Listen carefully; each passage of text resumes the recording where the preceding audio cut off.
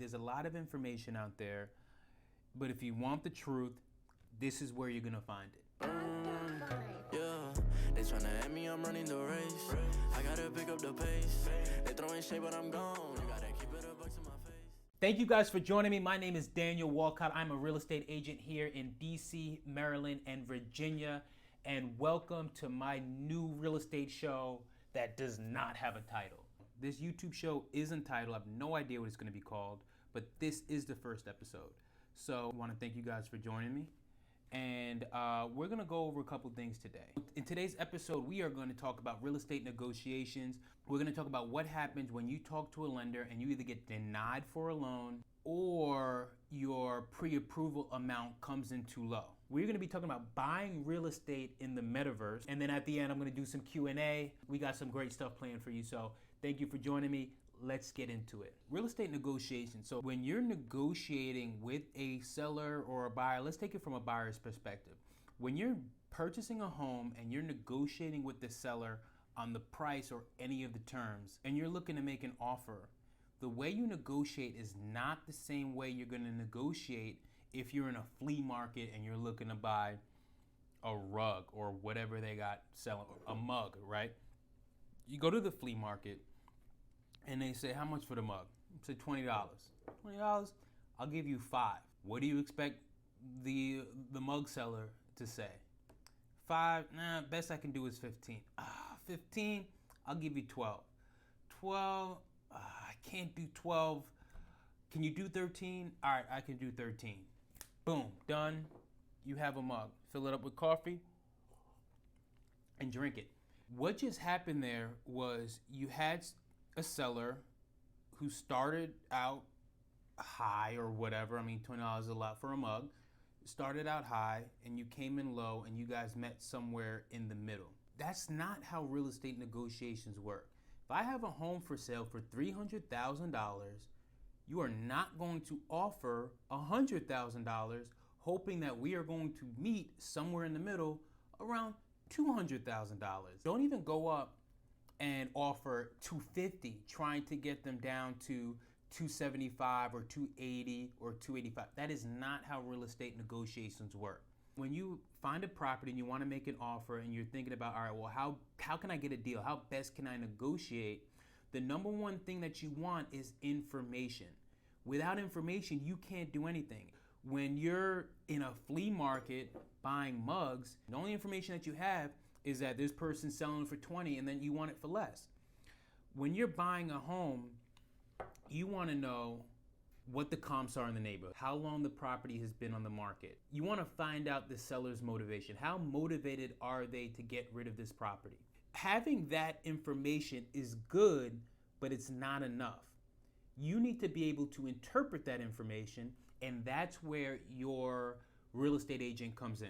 You can have all the information in the world, but if you don't know what it means or if you can't interpret it, it's no good to you.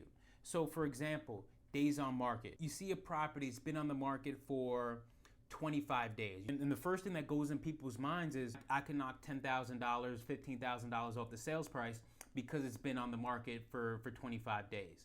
Knowing the days on market is good. Knowing the average days on market in the area is better.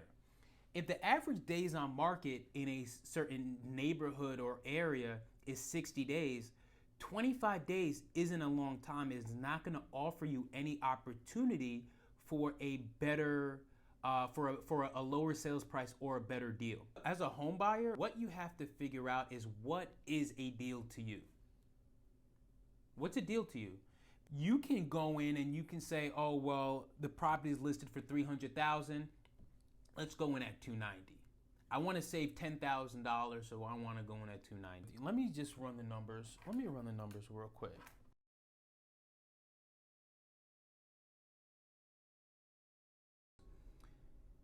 For one, your closing costs are going to be virtually the same. So the amount that it costs you to purchase the property is going to be virtually the same. We're talking about a $10,000 difference. Not only that, your monthly payments are virtually going to be the same. But the difference between $300,000 and $290,000 per month is probably going to be about $50. So great. You took $10,000 off the sales price and you saved $50. Was that your goal? If your goal was not to save $50, you did not win those real estate negotiations. And so I really want to drive home this point. When you're negotiating a real estate deal, you have to know what your desired outcome is. Not only that, but it's important to know who you're negotiating against. So it's not just you and the seller, and sometimes it can be, but if you're in a multiple offer situation, that's real negotiating. When we come out of the 2020 and 2021 market, which was the most competitive market that we've seen across the country, we're talking about prices escalating $10, $15, $100,000 over asking, and you're competing against 10, 20, 40 other buyers, and that's real life. Like, that's actually happened. When you're negotiating with 40 other parties, the deal is getting the home. The deal is not, 10K off the price or 2 or 3% in seller credit. That's not the deal. The deal is getting your client in the house, because guess what? 39 other people now have to continue shopping. 39 other people wanted this home. This was their dream home. And so as a first-time home buyer, I don't want you to be nervous, scared, but you do have to put your best foot forward, and you do have to be savvy. And so that's why I'm here to teach you some of these practices so you can be a savvy home buyer when you're out in a competitive market. So I'm going to give you guys a couple tips and strategies. The first thing that I want to touch on is escalation clause. The escalation clause says, Mr. Seller, if you were to receive an offer that's higher than the offer that I submitted, I want you to bump my offer up. And it kicks in like that. It's automatic. Don't call me, don't text me. This is my offer. If somebody else comes in after or before and has an offer higher than mine, boom, my offer price goes up. And so the reason that you would introduce an escalation clause is if it's a multiple offer situation. Because here's how it reads. If the seller were to receive an offer that's higher than the offer that we submitted, that we'd be willing to go X amount over their highest offer up to X amount. Let's throw some numbers in there. Let's make it plain. So if we offered $300,000, our escalation clause is going to say that our offer is $300,000, but if they receive an offer that's higher than ours, we're willing to go $2,000 over, or $5,000 or $10,000, whatever number. We're willing to go $5,000 over their highest offer up to $325,000. The escalation clause can take you to $310,000, $315,000. It's not going to kick all the way to $325,000. What's important is that it says that we're going to take you $2,000 over your highest, or $5,000, whatever number, over your highest offer. But there is a max. We're not going to just keep escalating this all the way up. The most I'm willing to pay for this property is $325,000. That's what the escalation clause is. I personally love it. I don't use it all the time. It's not necessary to use it all the time, but it is a tool that as a buyer, I want you to be aware of, and so you have that in your tool belt. Disclaimer, escalation clauses aren't legal in all states. I operate in DC, Maryland, and Virginia. We are allowed to do escalation clauses. I can't speak to the rest of the country. So, with all the advice that I give, cross-reference it with a local real estate agent in your area, just so you know whether you can do it or not. So, all right, so tip number 2 is seller credit. I know you guys have heard it before. Seller can pay buyer's closing costs. A couple things that I need you guys to know. If you're using a conventional loan, the max that a seller can contribute to your closing costs is 3% of the purchase price. If you're using an FHA loan, the maximum that they can contribute is 6%. All right, so here's the thing about seller credit. It reduces your closing costs, which in turn reduces your cash out of pocket that you have to bring to the table. This is what I want you guys to pay attention to. If you have the option to take $5,000 off the sales price or get a $5,000 credit, you're better off getting the credit. And if you've been paying attention, you understand why. The difference between $5,000 financed over 30 years is dollars, right? But when you take $5,000 off as a seller credit, that is a dollar per dollar savings that you're getting on the purchase of the home. And now you have more cash in your pocket to buy furniture, to make repairs to the property, to paint, things like that. Let's talk about these last two potential rounds of negotiations that occur with the real estate transaction. The second time is going to be for the home inspection.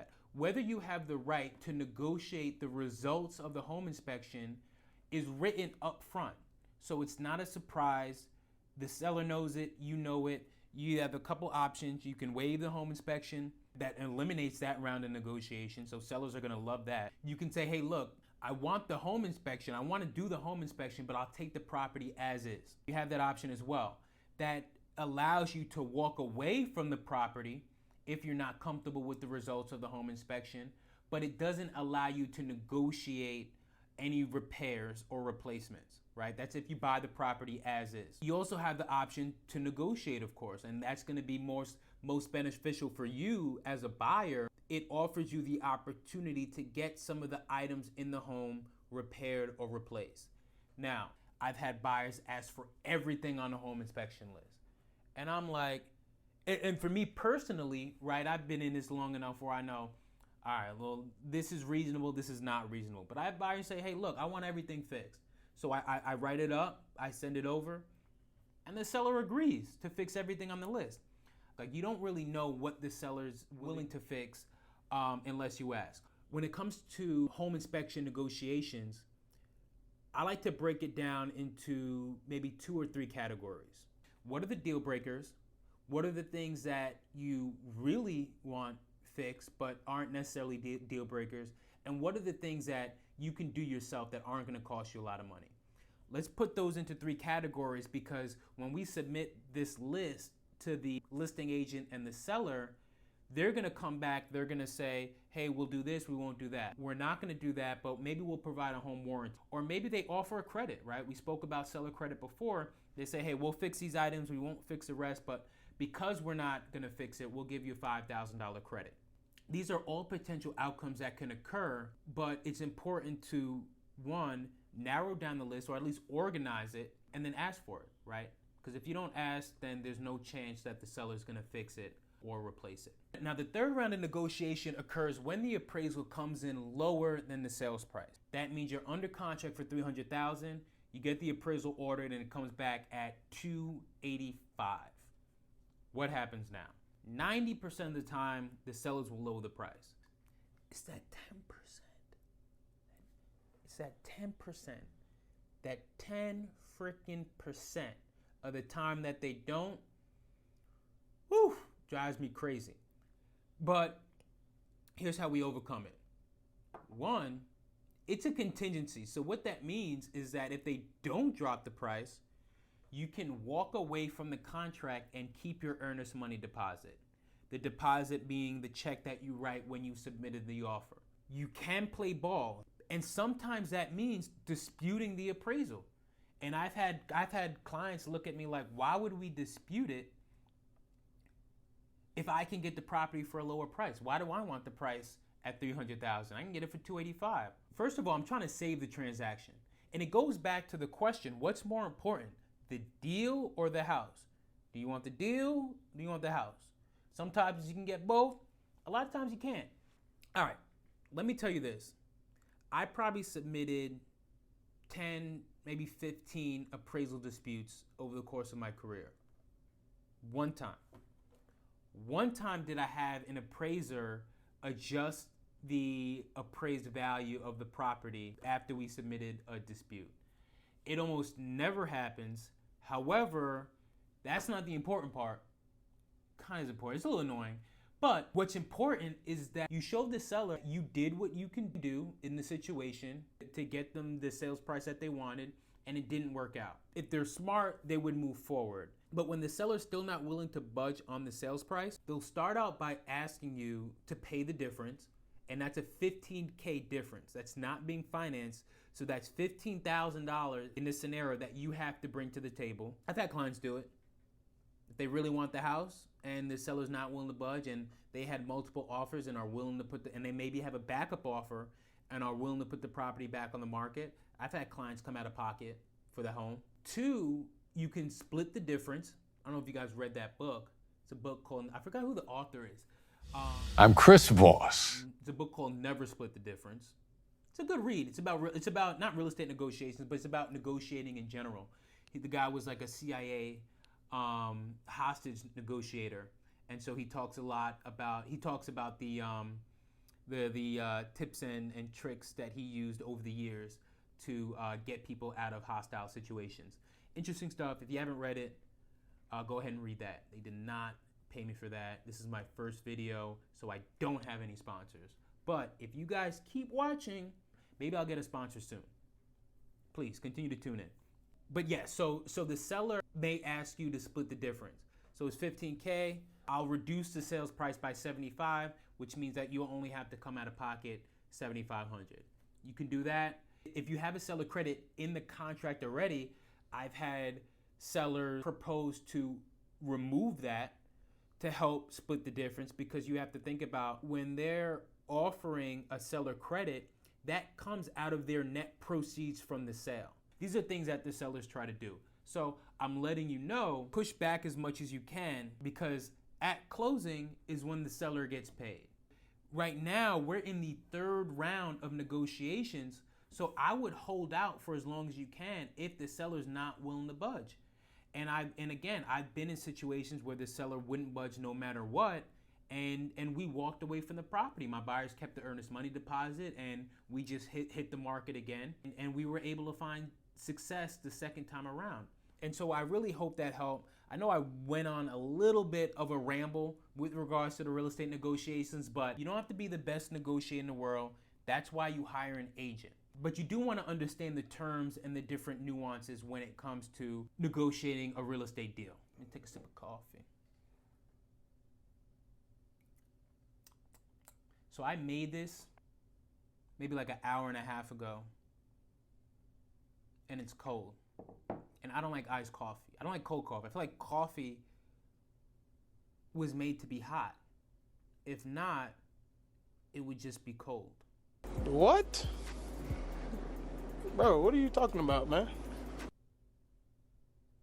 I don't know. That brings us to our next segment, which is real estate in real life. In this segment, I want to talk to you guys about a scenario that happened with either myself or my clients, because these are things that actually happen when you're buying, selling, or investing in real estate. I find that it's easiest and best to learn from other people's circumstances, mistakes, experiences, all the above. And so in this scenario, I had a client who was super excited about buying a home. They found me on Instagram. We met for our consultation, which is typically about an hour. I sit down via Zoom with my clients for an hour, explain to them the entire home buying process.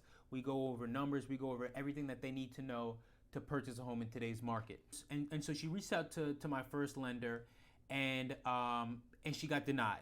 She was a business owner, and she showed a loss on her business in 2020. And even though she made the money, they weren't able to show enough income for the previous 2 years in order to qualify her. So she was denied. So she spoke to my second lender. He pretty much gave the same feedback. He said, hey, look, because her income was so low in 2020, we averaged the 2 years, and we could qualify her, but she can only qualify for, I believe they said, $200,000. And she wanted a home in the 400s. The payments weren't the problem. The problem was her debt to income ratio. Based on what her returns showed, she didn't have the income to qualify for what she needed. And I say that to say the only way she was going to know that is by officially submitting an application to get pre-approved by a lender. Now, luckily, she was still probably like 8-9 months out from her target date. And this is my advice for everybody. I don't care if you want to buy a home 3 months from now or 6 months from now. Talk to a lender. What a good lender is going to do is help you get to where you need to be so you can buy a home in the price range that you want. In this scenario, she was able to get pre-approved, although she was denied by the first lender. She went to a second lender who was able to make it work, but still not for the amount that she wanted to buy. And so what we're gonna do, we're gonna wait a year, wait until she can file her 2022 taxes, and then use those 2 years to get her qualified for more. And so the lesson here is that throughout this real estate purchase process, things aren't always gonna go the way that you plan. And so what's important is that you talk to a real estate agent, you talk to a lender as early as possible. All right, so moving right along, on to the next segment, news you can use. What the hell is the metaverse? I got no idea, but let's talk about it. The whole concept, can I be honest with you? The whole concept of the metaverse pisses me off. I don't like it. I don't like it. I don't like it. You have companies spending millions of dollars to buy land in a fake world.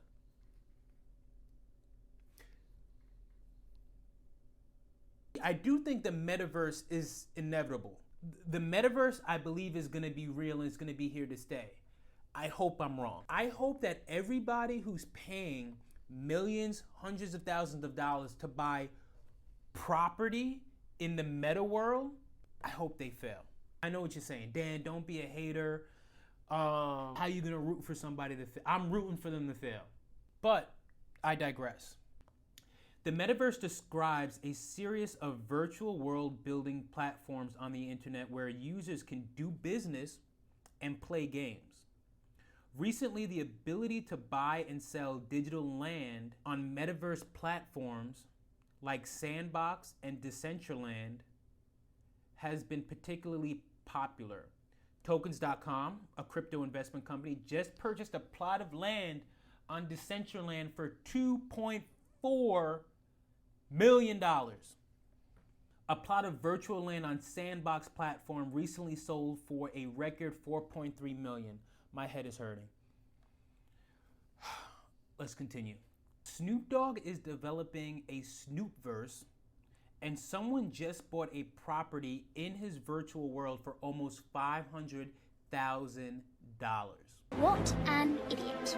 An NFT collector spent a little under $500,000 for the privilege of becoming Snoop Dogg's next door neighbor. The bright side is it probably costs way more than $500,000 to move next to Snoop Dogg in real life. What if he just doesn't decide to log on? Like, what if he's not home? What if he takes the glasses off?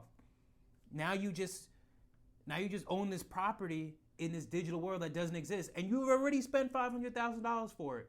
Real estate in the metaverse is booming. Is it really such a crazy idea? The answer is yes. You know what the worst part is? Because it's virtual, it only makes sense that there's an unlimited supply. However, they're creating scarcity. In this example on Decentraland, they're only creating 90,000 parcels of land. Why?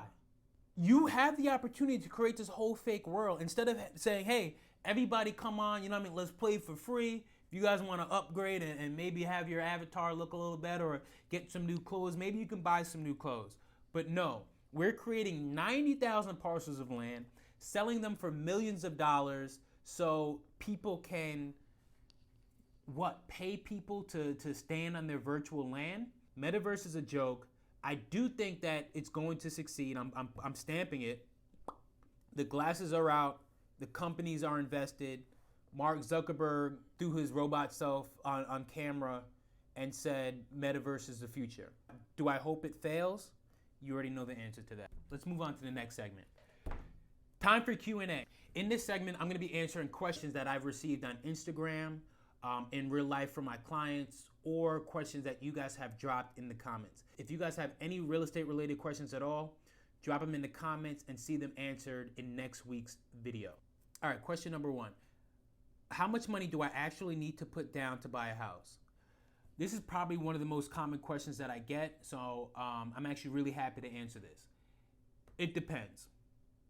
I know you guys hate that answer because I hate that answer, but if you ask a real estate question and they don't say that it depends, they're probably lying to you.